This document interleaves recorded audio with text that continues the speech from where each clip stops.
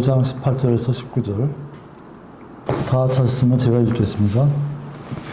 그러므로 한 사람의 범죄로 말미암아 심판이 모든 사람에게 와서 정죄를 받게 한 것 같이 그렇게 한 사람의 의로 말미암아 그 거저 주시는 선물도 모든 사람에게 와서 생명의 의롭다 하심을 얻게 하셨나니 이는 한 사람의 불순종에 의해 많은 사람이 죄인이 된 것 같이 그렇게 한 사람의 순종에 의해 많은 사람이 의롭게 될 것이기 때문이라. 아멘.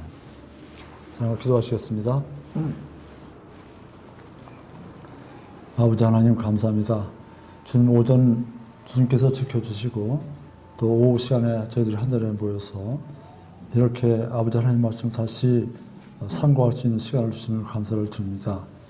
이 시간에 아버지 하나님 대표와 연합의 원리라는 그런 제목을 가지고 이제 아버지 하나님의 귀한 교리를 설명하는 그런 시간이 되겠습니다. 주님께서 제 입술을 주관해 주시고 제 생각을 주관해 주셔서 아버지 하나님께서 원하시는 귀한 말씀을 전할 수 있는 귀한 시간이 될 수 있도록 인도하여 주시옵소서. 모든 걸 우리 주님께 의탁하며 유일하신 우리의 구원자 주 예수 그리스도의 이름으로 간절히 기도드립니다. 아멘.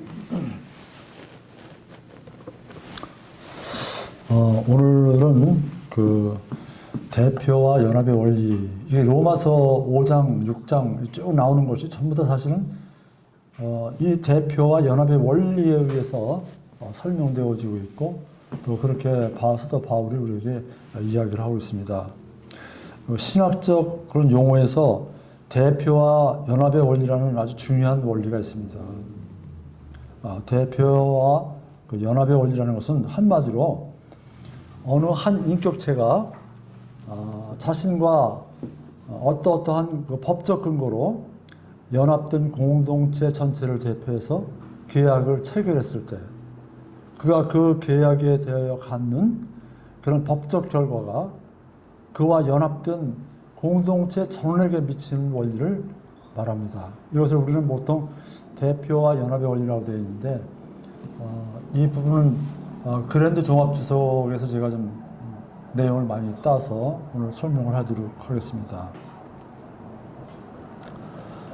먼저 처음에 아담은 그 모든 인류의 조상으로서 모든 인류의 법적 대표로 인정되어서 하나님과 계약을 체결했습니다. 그 계약 이름이 뭐냐면 선악과 언약이라는 거예요. 선악과 언약. 그 언약을 체결했습니다. 요즘 같으면 우리가 어떤 그 계약을 체결할 때는 그 계약자하고 계약자끼리 당사자가 서로 대등한 입장에서 모여가지고 합의를 해서 도장 찍고 뭐 이렇게 하잖아요. 근데 이 언약은 하나님은 창조주시고요. 그죠? 아담은 피조물이잖아요. 창조물이잖아요. 하나님의 창조물이니까 하나님이 말하면 그게 곧 언약이 되는 거예요. 그러니까 아담이 하나님과 약속해가지고 그렇게 하겠습니다 하고 도장 찍고 하는 게 아니라 하나님께서 아담을 단들어 놓고 아담에게 명령하고 내가 이렇게 하겠다라고 말하는 그 자체가 뭐냐면 계약이 성립되는 거다. 그런 의미입니다. 그게 창조주하고 이 피조물인 인간하고의 관계에서 그런 관계라고 여러분이 보시고 이해를 하시면 되겠습니다. 뭐 계약서 찍고 도장 찍고 그런 거 안 해도 하나님이 말씀하신 그 말씀은 바로 인간에게 계약이 되는 거다. 이해하시고 보시면 되겠습니다. 창세기 2장 앞에 한번 찾아보시기 바랍니다. 창세기 2장 16절에서 17절까지 한번 보겠습니다. 어떤 계약을 하나님께서 체결하셨는가 한번 보죠. 2장 16절 17절입니다. 주 하나님께서 남자에게 명령하여 이르시되 동산의 모든 나무에서 난 것은 네가 마음대로 먹어도 되지만 선악을 알게 하는 나무에서 나는 것은 먹지 말라. 네가 그 나무에서 나는 것을 먹는 날에 반드시 죽으리라 하시니라. 이게 하나님이 말씀하시는 거잖아요. 그죠? 누구에게 말씀하시는 거예요? 하나님이 첫사람 아담에게 얘기하잖아요. 그러니까 하나님께서 얘기한 것은 아담에게는 그건 하나님과 사람과의 계약이 되는 거예요. 아담이 뭐 그렇게 하겠습니다라고 한 말도 없고, 그죠? 하지만 하나님의 명령, 하나님의 말씀은 그만큼 절대적이고 하나님의 계약에서 그렇게 우위를 가지고 계신 분인데 그렇게 이제 계약이 체결된 겁니다. 이것을 우리는 보통 행위 언약이라고 이렇게 하는데 행위를 뭘 하라고 했는데 뭘 하지 말라고 했는데 그거 하지 말라는 행위를 한 거잖아요, 그죠? 하지 말라고 언약한 거예요. 행위 언약이죠. 이 행위 언약은 언약의 제1당사자인 하나님과 언약의 제2당사자인 아담이 앞으로 아담의 허리에서 난 자들은 아담의 씨에서 난 자들이라는 얘기예요. 아담의 허리를 통하여 출생할 모든 후손을 대표해서 맺은 것입니다. 따라서 모든 인류가 아담과 법적으로 연합을 이룬 거예요. 아담하고 나와는 법적으로 하나님이 볼 때는 하나님의 아담과 아담의 허리에서 나온 모든 후손들은 아담과 법적으로 연합체다. 하나다 이거예요. 연합이 됐다. 그런 얘기입니다. 따라서 모든 인류가 아담과 법적 연합을 이루게 된 근거, 다르게 표현하면 아담이 필연적으로 모든 인류의 법적 대표가 된 그 근거는 전적으로 육적이라고 볼 수 있습니다. 육체를 통해서 아는 거, 그것이 그 법적 근거다 그런 얘기입니다. 그래서 이런 걸 보면 우리가 이제 제대로 알 수 있는데 한편 이런 아담과 연합한 대상은 아담의 연합 대상은 누구냐? 아담의 후손이 전부 다 아담과 연합했는데 그 가운데서도 특히 어떤 것이냐면 2000년 뒤에 구약 4000년 뒤에 예수님께서 오셨잖아요. 그 예수님 그 오신 이 전도 마찬가지고 오신 이후에도 마찬가지고 그 아담의 후손이 쭉 내려왔는데 그 후손이 내려오는 가운데 4000년 지금부터 2000년 전에 구약 4000년이니까 그 2000년 전에 예수님께서 이 땅에 오셔가지고 어떤 사건이 생기잖아요.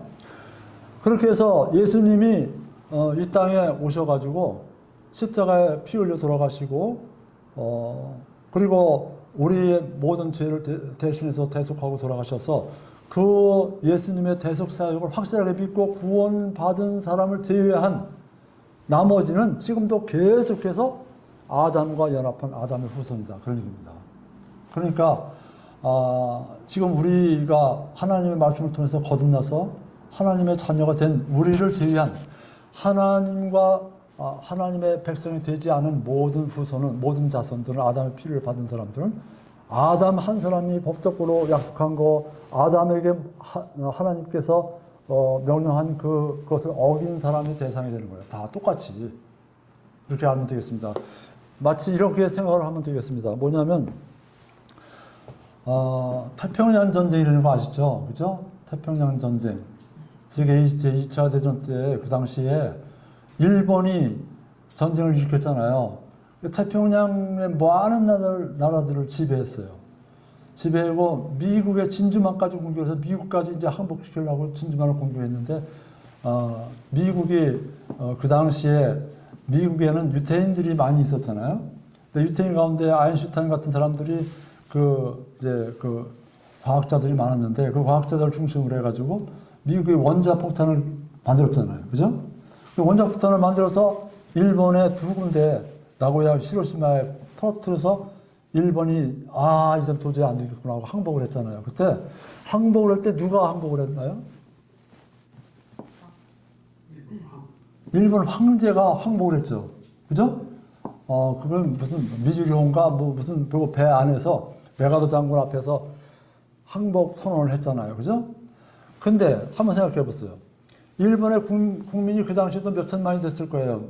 지금도 1억이 넘는다고 하는데 그때 당시도 그거보다는 좀 적었겠지만 한 8천만이라고 한다면 그 8천만 명은 다 누구에게 소속된 사람이에요? 황제에게 소속된 거죠. 그럼 일본의 황제가 미국에게 2차 대전 당시에 항복을 했다. 그러면 황제만 항복한 거예요? 일본 국민 전체가 항복한 거예요? 일본 국민 전체가 다 항복한 거나 마찬가지잖아요. 마찬가지다. 그게 연합이라는 거예요. 한 사람이 계약을 했는데, 한 사람이 미국과 계약을 했어요.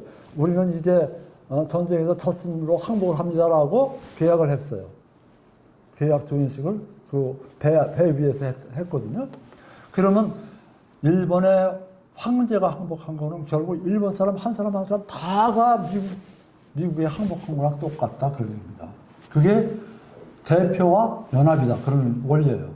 대표는 황제지만 거기에 연합된 모든 사람들이 대표가 한 그 계약과 동일한 효과를 가지고 있는 거다 그런 얘기입니다. 이것이 굉장히 우리 그 성경을 이해하고 예수님께서 이 땅에 오셔가지고 십자가에 달려 피 흘려 돌아가시고 그것을 확실하게 믿어서 거듭난 사람에게 미쳐지는 그 영향이 바로 그런 원리다. 똑같은 거다. 그런 얘기예요. 이것이 바로 대표와 연합의 원리다. 그래서 여러분이 확실하게 알아두면 참 좋겠습니다. 그렇게 해서 그러니까 아담과 연합한 대상은 아담의 후손으로 태어난 자 중에서 이제 새롭게 다시 그리스도와 연합하지 아니한, 즉 구원을 받지 못한 모든 자연인은 다 아직도 아담의 후손이다. 그런 얘기입니다. 지금 세계 인구 가운데서 아담의 후손이 아직도 많죠. 뭐 대다수가 아담의 후손이죠. 믿는 사람 가운데서도 저는 그렇게 생각합니다. 우리 기독교의 교회 나온다고 해서 전부 다 아담의 후손을 벗어났냐? 아닌 사람들 많을 거예요. 구원받지 못하고 그냥 교회만 추적하고 내가 열심히 하면, 열심히 봉사하고 뭐 열심히 헌신하면 천국에 가보면 하나님이 불쌍히 여겨서 나를 구원해 줄 거다라고 그렇게 생각하는 사람들이 엄청나게 많잖아요. 그런 사람들은 아직도 아담의 후손이에요. 그렇죠? 그 사람의 대표는 아직도 아담이다.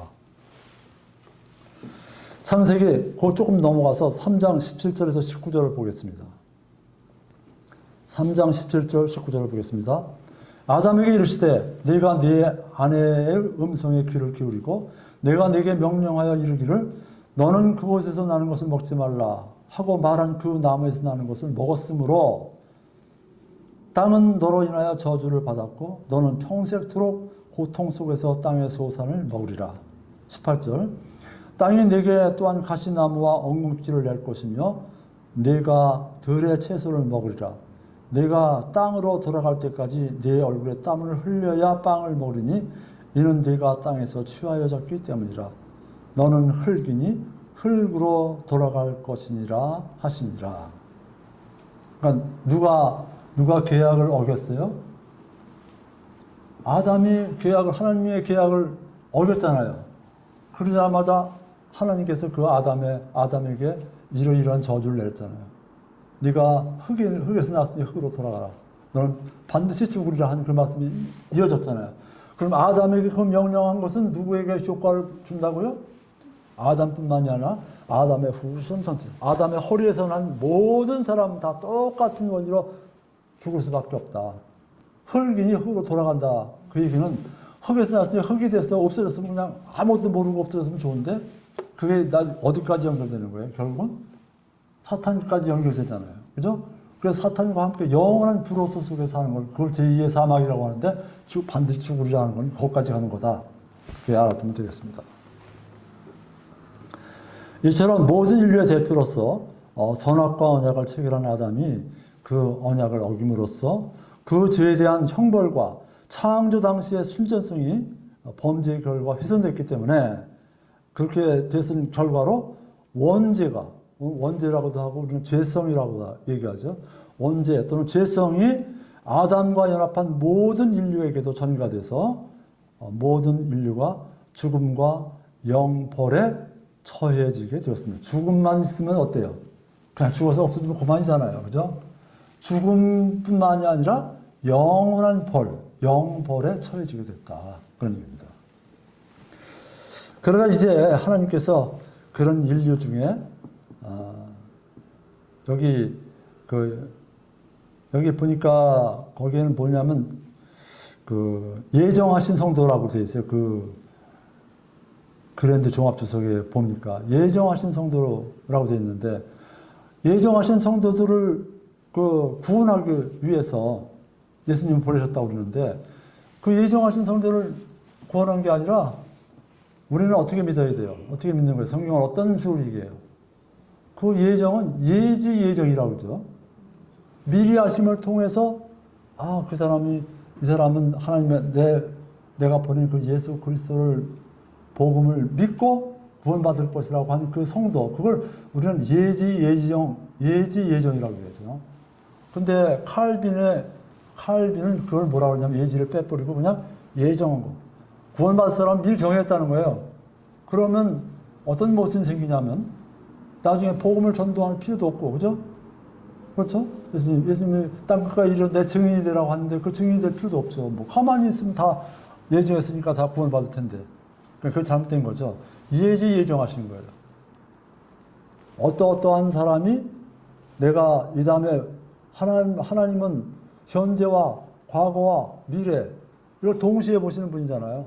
다 아시는 그 전지전능하신 하나님 볼 때 이 사람은 나중에 내가 아들 예수를 보낼 때 그가 피 흘려 돌아갈 때 죽을 때 그 피를 확실하게 믿고 구원받을 사람이다라고 미리 다 아시는 거예요. 그 사람들을 다 예정하신 거예요. 그런 성도들을 위해서 구원하기 위해서 다시금 제2의 성자가 성육신하셔서 그리스도가 되실 것을 전제로 해서 그를 성도의 새 법적 대표로 삼았다는 거예요. 누구를 성도의 새 대표로 삼았다고요?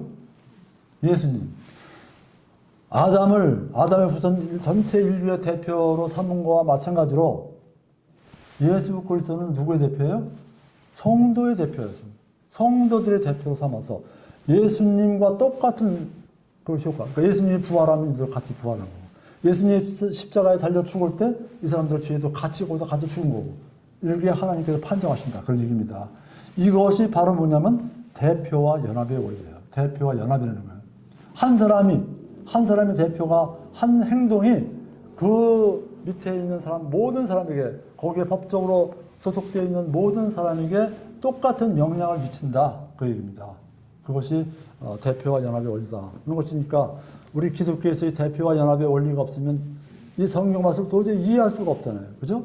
그 굉장히 중요한 원리라고 볼 수 있습니다. 자, 그래서 그리고 이제 하나님은 성자 그리스도와 그가 성육신하셔서 성도의 죄값을 대신 치르고 그걸 우리 속죄라고 그랬죠. 속죄. 죄를 위해서 속하는 거예요. 죄를 위해서 죄값을 대신 치른다. 속죄. 그리고 구속하는 거죠. 구속. 똑같은 얘기예요. 그런 같은 의미라고 생각이 됩니다. 대신 치르고 죽는 대신에 성도는 구원을 얻게 하시는 구속의 언약을 새로이 하나님께서 체결하셨다. 그러니까 예수님이 오시기 훨씬 전에 벌써 하나님께서는 그런 구속의 언약을 체결했어요. 하나님 말씀하시는 그런 언약 있잖아요. 그죠? 그거 어디에 있냐면 이사야서 7장을 한번 보겠습니다. 이사야서 7장 14절 한번 보겠습니다.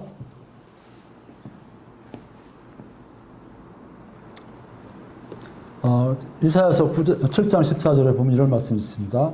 그러므로 주께서 친히 한 표적을 너희에게 주시리니 보라, 처녀가 수태하여 아들을 낳고 그의 이름을 임마누엘이라 하니라.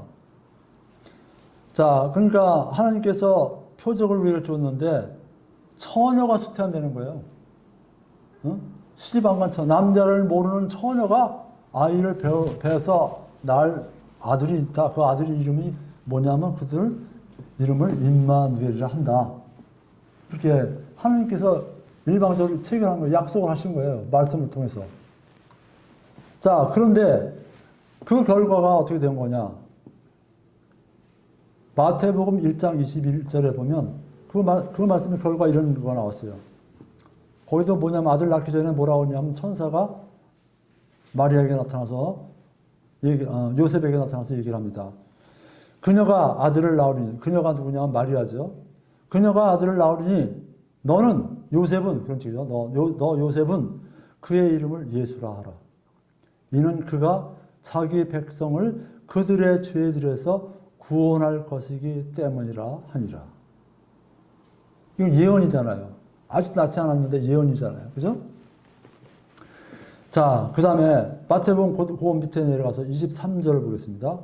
보라, 처녀가 아이를 베어 아들을 낳을 것이요 그들이 그의 이름을 임마누엘이라 하리라. 여기서 그들이 누구예요? 그들을. 그건 마태복음 1장 21절에 보면 백성을 그들의 죄들에서 구원할 것이기 때문이라 했으면 그들은 이스라엘 민족이죠. 여기서는 지금 마태복음 기록된 예수님이 오시기 전까지는 전부 다 모든 얘기가 다 이스라엘 민족에게, 이스라엘에게, 유대 민족에게 지금 한정되어 있는 그런 얘기입니다. 그러니까 그러니까 자기 백성들이 그의 이름을 임마누엘이라 하리라 하셨으니 이것을 번역하면 우리와 함께 하시는 하나님이라. 임마누엘. 그 말이 뭐냐면 우리와 함께 하시는 하나님이다. 그런 얘기예요. 그러니까 하나님이 이 땅에 내려오셔서 인간의 몸을 입고 우리들과 함께 하신다는 그런 약속이다. 그런 얘기죠. 그 다음에 또 성경을 좀 보면요. 이사야서 53장 5절에서 6절까지 말씀입니다. 이사야서 53장 5절에서 6절까지입니다. 너무나 유명한 구절이죠.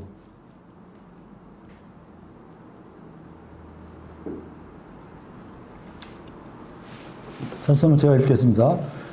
그러나 그는 우리 범법들로 인해 부상을 당하고 우리 불법들로 인해 상하였도다.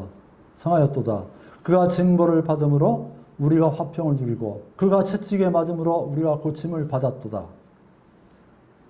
우리는 다 양 같아서 길을 잃고 각각 자기 길로 돌아섰는데 주께서는 우리 모두의 불법을 그에게 지우셨도다. 여기서 그는 누굽니까? 예수님이잖아요. 그죠? 예수 그리스도인데 거기 이렇게 예언을 했어요. 그는 우리 범법들로 인해 부상을 당하고 우리 불법들로 인해 상하였도다. 지금 예수님이 오시기도 전에 하나님은 보고 계신 거예요.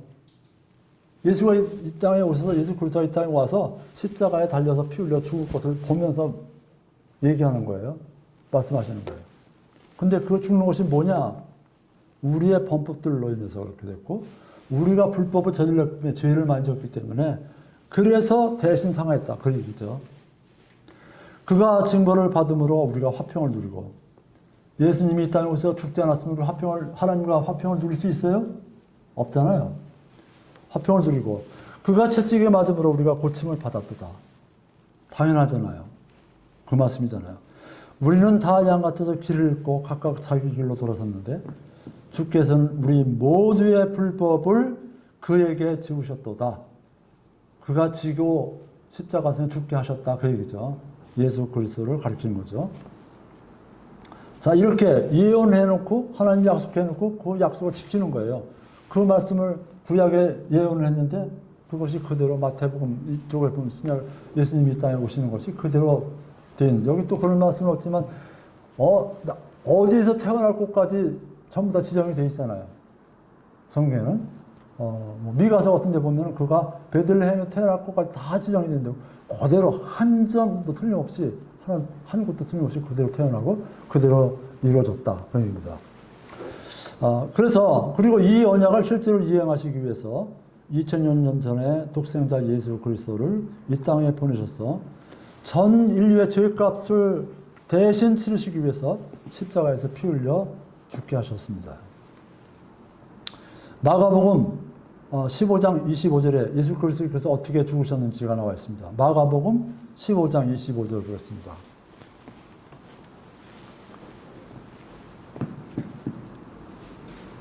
마가복음 15장 25절 제가 읽겠습니다.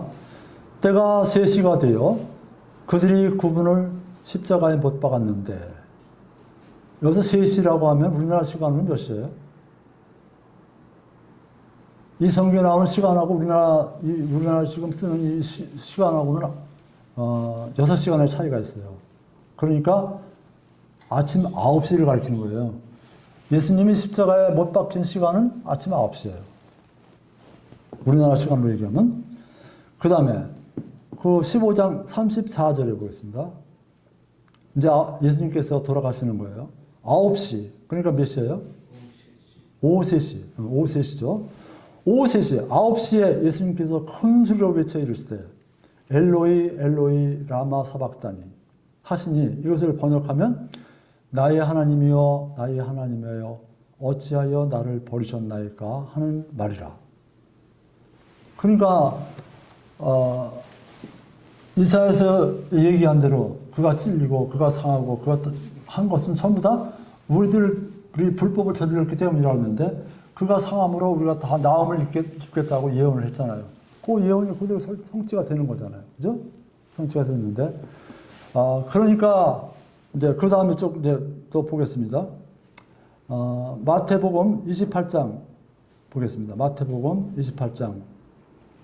그 다음에 이제 또 뭐가 있냐면 부활하는 게 또 나왔어요. 예수님이 죽으신 것뿐만 아니라 부활은 또 어떻게 하셨는가 한번 보겠습니다. 마태복음 28장 1절을 그 다음에 5장에서 7절 전반부까지 읽겠습니다. 안식일이 끝나고 주의 첫날이 밝아오기 시작할 때에 막달라 마리아와 다른 마리아가 돌무덤을 보러 갔는데 하고 5절로 가겠습니다. 천사가 여자들에게 응답하여 이르되 너희는 두려워하지 말라. 십자가에 못 박히신 예수님을 너희가 찾고 있음을 내가 아노라. 그분은 친히 말씀하신 대로 일어나셨으므로 여기 계시지 아니하니라. 와서 주께서 누우셨던 곳을 보라. 다음 7절 전반부 보겠습니다. 또 속히 가서 그분의 제자들에게 그분께서 죽은 자들로부터 일어나셨다고 고하라. 자, 거기까지 이제 보면 예수님이 약속하신 대로 하나님이 언약하신 대로 이사야에서 구약에 언약하신 대로 그대로 지금 이루어졌잖아요. 그죠? 이루어진 것을 이제 우리가 볼 수 있는 건데, 그래서 이제 새 법적 대표인 예수님께서 그 행하신 구속 사역의 공로가 믿음을 통하여 성령에 의해서 그와 연합한 모든 성도에게 법적으로 적용됨으로써 이제 하나님 앞에서 우리는 의로운 사람이 돼서 의로운 사람으로 판정이 돼서 영생의 구원이 이루어지게 되었다. 그런 얘기입니다. 그러니까 이제 이렇게 확실하게 구원받고 성령 침례를 통해서 하나님의 사람이 예수 그리스도의 사람들이 된 사람들은 이제 예수 그리스도와 함께 연합한 사람이 된 거다. 아담과 연합한 걸 떨어버리는 거고 우리는 이제부터는 전부 다 뭐예요? 우리의 삶은 전부 다 예수 그리스도와 연합한 사람이다. 그러니까 누구의 대표? 우리의 대표는 누구예요? 예수님이에요. 우리의 대표는 예수님이고 구원받지 못한 사람들의 대표는 아직까지도 누구예요? 아담이잖아요. 그죠?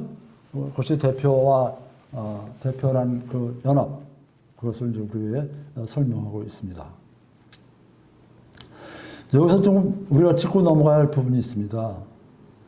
예수님이 십자가상에서 우리 모든 사람들의 죄를 위해서 돌아가셨죠. 그죠? 피 흘려 돌아가셨어요. 그 피 흘려 돌아가신 것은 우리에게 어떤 영향을 미치는 거예요?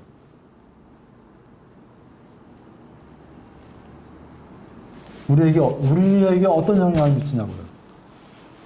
우리의 죄를 다 짊어지고 예수님이 십자가상에 돌아가셨잖아요. 그죠?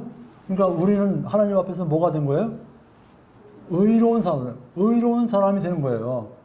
그 영향이 바로 우리에게 미친 거예요. 그냥 그대로 미쳤는데, 그것까지는 좋아요. 그러니까 우리는 하나님 앞에 죄 없는 사람이 됐어요. 죄 없는 사람이 됐어요. 그죠?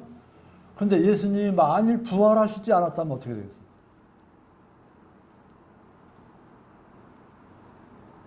우리에게 영생은 없는 거예요. 그렇잖아요. 죄는 하나님 앞에 죄 없는 사람이 됐지만 그냥 죽은 상태로 그냥 벌받지 않고 가는 거예요. 영벌에 처하지 않을 뿐이지 다시 부활하는 것이 없었으면 우리는 부활을 못해요. 근데 우리가 예수님과 연합이 되었기 때문에 예수님이 부활하셨기 때문에 우리도 연합한 자, 우리도 똑같이 부활하는 거다. 이게 바로 대표와 연합의 원리다. 그럽니다. 대표와 연합에서 아주 중요하게 생각될 부분은 뭐냐? 예수님이 십자가에서 피 흘려 돌아가셨다. 피로 내 죄를 씻었다. 그것만 강조하면 안 돼요, 절대로. 보통 사람들은 다 그 얘기만 해요. 근데 예수님이 만약에 십자가에서 부활하시지 않으셨다면, 무덤에서 부활하시지 않으셨다면, 우리도 부활하지 못한다는 거.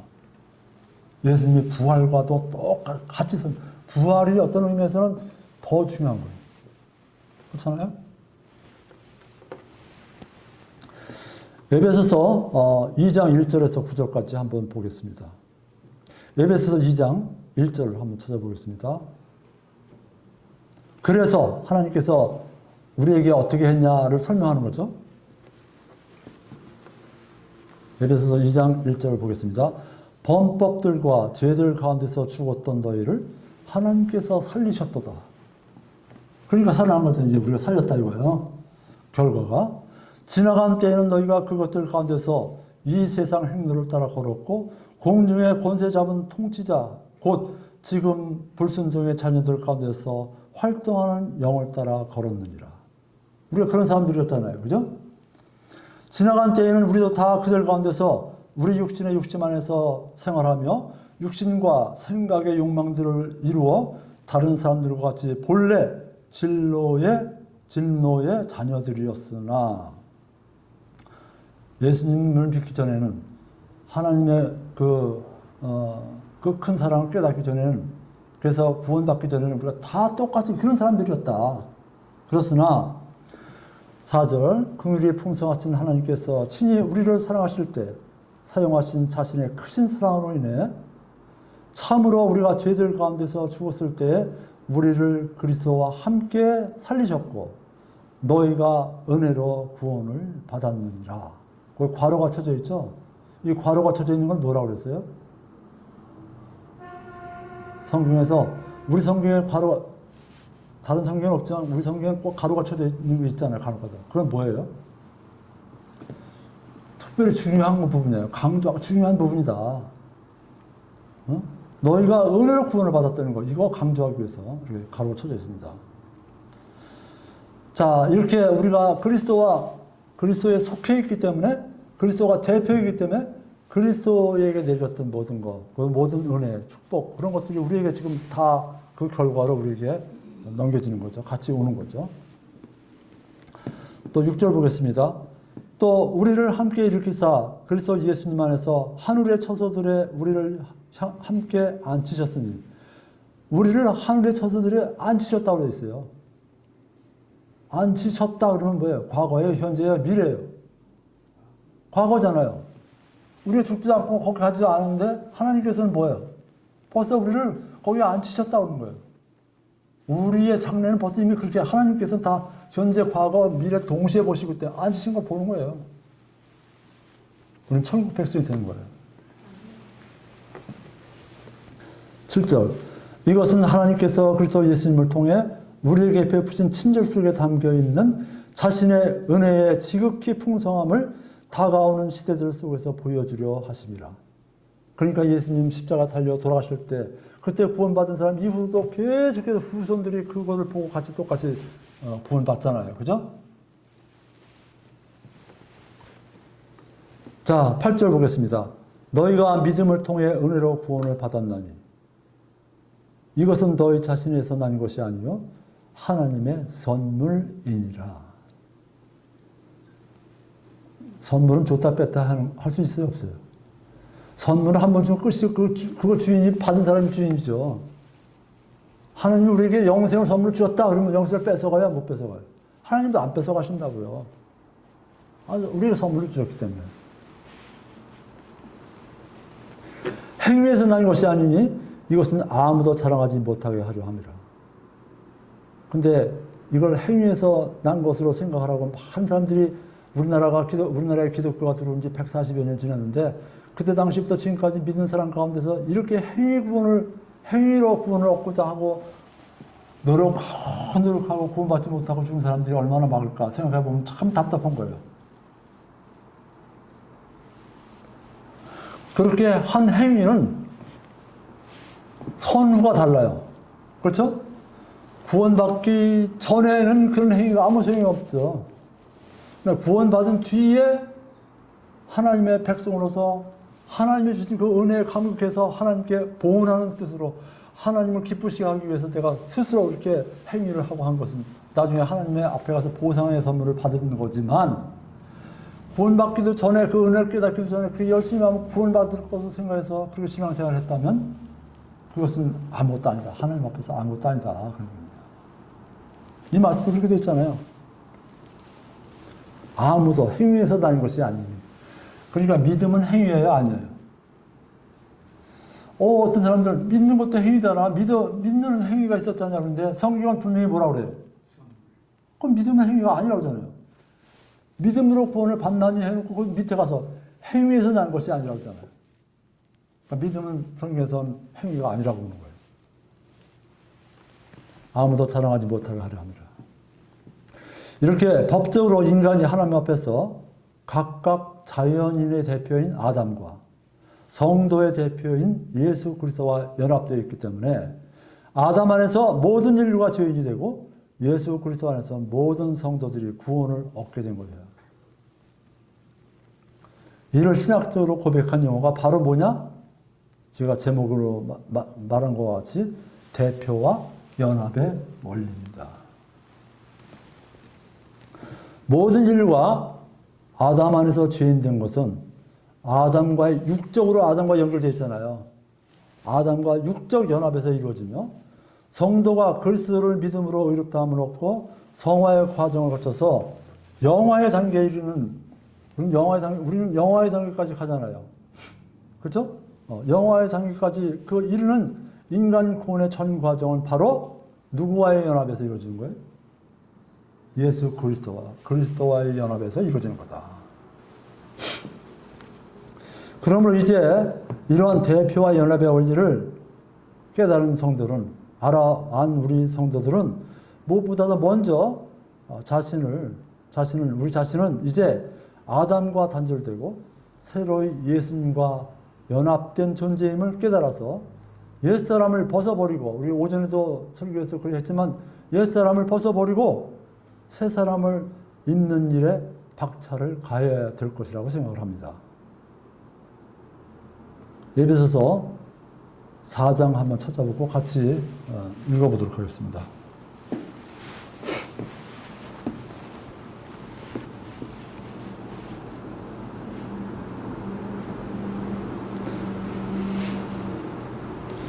옛사람을 어떻게 벗어버리냐?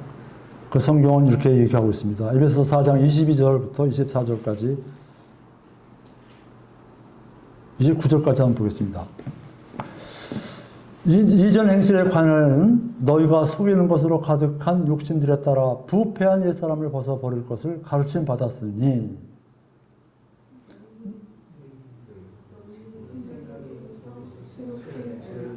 너희의 생각에 영 속에서 새롭게 되라. 24절 또 너희가 하나님을 따라 의와 참된 거룩함으로 창조된 새 사람을 입을 것을 가르침을 받았으니 25절 그런즉 거짓말을 버리고 각 사람이 자기 이익과 더불어 진리를 말하라. 뭐라고 되어 있어요? 거짓말을 버리라. 거짓말을 하지 말아라 이거야. 우리는 거짓말을 어떤 때는 그냥 모르게 선의의 거짓말이라는 게 있죠, 그죠? 이렇게 하면 참 좋을 것 같아서 그냥 선의의 거짓말을 한다면 사실은 거짓말을 성경에서는 버리라고 그랬지 선의의 거짓말이라도 하라고 되어 있지는 않아요. 그죠? 거짓말을 버리라. 됐습니다. 그리고 이웃과 더불어 진리를 말하라. 저는 이제 이런 생각이 듭니다. 뭐냐면 제가 옛날에 구원받기 전에, 교회에 다니기 전에는 대학 생활하고 그럴 때 저도 굉장히 친구들과 어울려서 굉장히 농담도 잘하고 그랬어요. 돌아다니기도 하고 그랬는데 딱 구원받고 하나님의 사람이 된 이후로는 말이죠. 제가 뭐든가 친구들한테 그런 얘기를 들어요. 저러면 참 재미없는 놈이라는 거예요. 말도 제대로 어떤 때 농담 같은 것도 못 알아듣고 안 하고 하여튼 그러니까 재미없는 친구라는 거예요. 근데 우리 기독교인들 가운데서 믿는 사람 가운데서 그 조그만 그냥 쪼꼬 같은 거 이렇게 뭐라 그럴까 이렇게 저 분위기가 어색할 때 아주 뭐 좀 조금 이야기 재미난 얘기를 던지고 그러면 또 분위기가 좋아지고 그런 거 있잖아요. 그런 것은 좀 필요하지 않느냐 그런 사람들이 있어요. 저는 그걸 못 하겠어요. 그거 뭐 안 돼요. 그게 헷갈려서. 그러다 보니까 세상 친구들하고 사실 그렇게 친하게 지내는 친구가 그렇게 많지는 않아요, 사실. 우리들 그 보니까 제가 우리 모임에서 대학 동생들까지 지금까지 대학 졸업한 지금까지도 계속 모임이 있는데 친구들 모임에 가면 뭐냐면 전부 다 모여서 그 식사를 해요. 이제 한 달에 한 번씩 모여서 식사를 해요. 식사를 하고 나서는 그 다음에 뭘 하냐? 뭐 그 자리에 술 막걸리도 마시는 친구도 있고 그런데 그 다음에 반드시 그 당구장을 가요. 그럼 당구장에 가서 당구 치고 나면 하루가 다 지나가요. 이렇게. 난 그 생각하는 거예요. 당구를 몇 번 치다가 내가 이렇게 가면 이 시간을 이렇게 낭비하는 게 너무나 이게 참 안 되겠다. 그 생각이 들어서 조금 배우다 아유 집어쳐버렸어요. 그 당구 나는 점점 먹고 그냥 대화하다가 그냥 헤어지는 거예요. 그 친구들 당구 잡으러 가고. 그러니까 그 친구들이 나를 볼 때는 저 친구는 정말 재미없는 친구다. 뭐 때문에 무엇을 사는가. 근데 그 사람들은 내가 교회 다니고 있고 여기 또 여주까지 와서 인천 교회를 다닌다고 하니까 이게 그 철저한 그 크리스찬이라는 건 이제 인정을 하죠. 그러다 보니까 우리 기독교인들은 농담 같은 거 있잖아요. 그죠? 농담, 실없는 농담. 뭐, 글쎄, 아무 그 어떤 뭐 남에게 해를 끼치지 않는 욕먹을 농담이 아닌 그런 깨끗한 농담이 없겠지만 그런 위트 같은 거는 조금 던져보는 것도 괜찮다고 생각이 되는데 정말 생각해보면 우리가 실없는 농담 절대 해서는 안 되는 거예요. 기독교인이. 저는 그렇게 생각해요. 뭐, 교회에서도 뭐 그런 친구가 있어요. 그 농담 잘하고 그러는 친구가 있단 말이죠. 그러면 그 사람이 볼 때, 다른 사람이 볼 때, 그 사람을 볼 때 어떻게 보겠어요? 어떤 때 진실을 얘기해도 어떻게 보여요? 하도 농담을 많이 하니까 이 사람이 진짜 맞는 진담인가 농담인가 헷갈릴 때가 못 믿을 때가 있다고요. 그래서 안 되는 거죠, 사실. 그래서 이렇게 여기 거짓말 하지 말라고 그러는데 제가 덧붙여서 쓸데없는 농담 뭐 이런 것도 해서는 안 된다 이렇게 생각이 들어요. 자, 그 다음에 보겠습니다.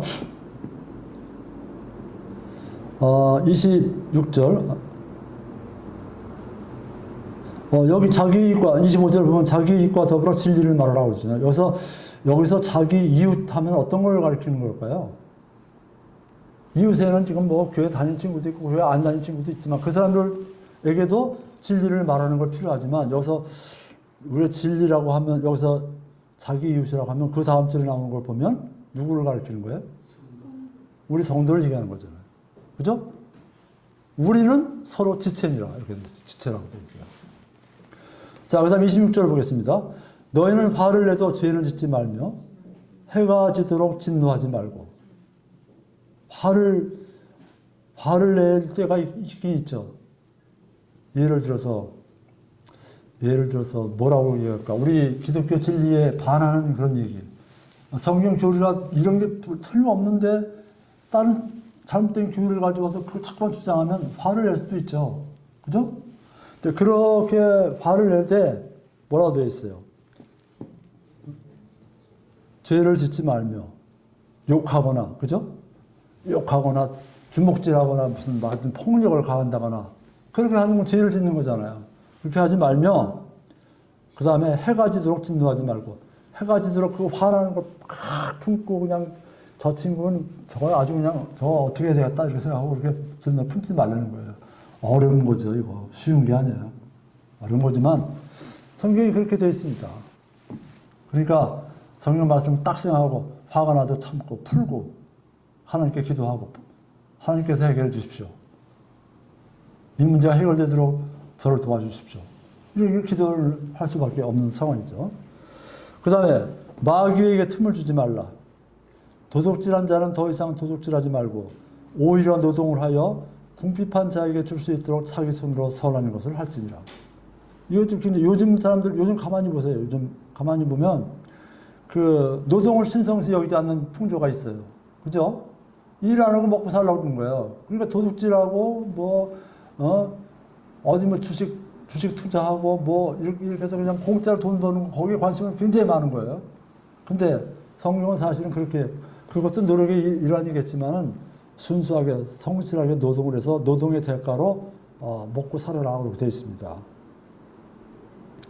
그리고 또 뭐라고 되어 있냐면 도둑질을 한 자는 더 이상 도둑질하지 말고 오히려 노동을 하여 궁핍한 자에게 줄 수 있도록 자기 손으로 선한 것을 할지니라. 그러니까 노동을 해서 자기 옆에 불쌍한 사람이 있으면, 궁핍한 자가 있으면 도와주면서 살아라. 그 얘기예요. 우리 그리스도인들이 그렇게 해야 돼요. 더군다나 같은 식구가, 같은 지체가, 같이 구원을 받은 식구가 정말 어렵게 살고 궁핍하게 살고 있는데 그걸 자기는 넉넉한데 그냥 눈 뜨고 그냥 보고 있으면 안 되잖아요. 그렇게 도와주면서 살아야 된다. 그런 의미입니다. 그 다음에 29절입니다. 부패한 대화는 결코 너희 입 밖으로 내지 말고. 여기 이런 말이 나오잖아요. 부패한 대화가 뭐예요? 부패한 대화.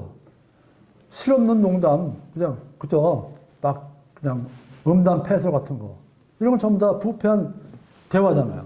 부패한 대화는 결코 너희 입 밖으로 내지 말고, 오히려 세워주는 일에 쓸 좋은 것만을 말아요. 세워줘. 상대방을 참 이렇게 세워주는 거예요. 상대방을 점점 그리스도의 참 그리스도인이 될 수 있도록 격려해주고 도와주고 말로도 칭찬해주고 이렇게 해서 그런 좋은 방향으로 선도를 해야 된다. 그런 얘기입니다. 그것이 듣는 자들에게 은혜를 끼치게 하라. 좋은 것만을 말해서 그걸 듣는 자들에게 은혜를 끼치게 말하라. 그랬습니다. 자, 이렇게 해서 짧은 시간이지만 오늘은 이렇게 대표와 연합의 원리가 무엇인가? 대표와 연합의 원리 때문에 우리가 예수 그리스도를 믿고 구원받을 수 있는 거다. 우리는 그래서 예수 그리스도를 믿고 예수 그리스도의 복음 사역, 구원의 복음 사역을 확실하게 믿고 구원받아서 지금 예수 그리스도를 대표로 하는 예수 그리스도와 연합한 자들이기 때문에 우리의 앞날은 예수 그리스도가 되신 대로 그대로 될 수 있다. 예수님께서 부활하셔서 하나님의 영광 속에서 같이 계신 것처럼 우리들도 그 대표이신 예수님과 똑같이 부활해서 이제 우리 휴거된 이후에는 하나님의 영광을 같이 누리는 그런 좋은 길이 우리 앞에 열려 있다. 그런 것을 위해서 우리는 늘 기도하면서 우리의 생활이 주님 앞에서 보시기에 아주 바람직한 그런 생활이 될 수 있도록 그리스도의 장성한 분량에 이를 수 있도록 우리가 성화에 열심을 노력을 다하는 저와 여러분이 되시기를 간절히 축원합니다. 기도하시겠습니다.